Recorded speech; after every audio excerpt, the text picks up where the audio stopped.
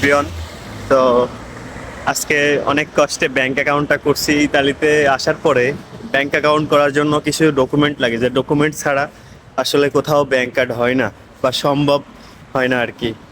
মানে ভাগ্যক্রমে যদি কেউ করতে পারে আর কি। তো আমি এই 2টা দিন ঘুরে ঘুরে ব্যাংক কার্ডটা করছি, কারণ আমার এখনো কার্ডটা দিয়ে আইডেন্টিটা নাই ইতালিতে।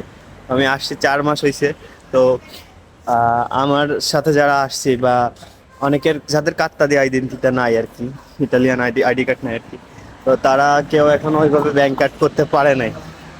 তো 2 দিন চেষ্টা করি। আসলে আপনি চেষ্টা করেন, চেষ্টা করলে সব কিছুই সম্ভব।